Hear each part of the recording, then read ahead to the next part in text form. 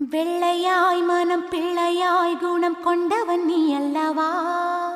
தந்தை தாயென என்னை தாங்கிய தெய்வமும் நீ அல்லவா?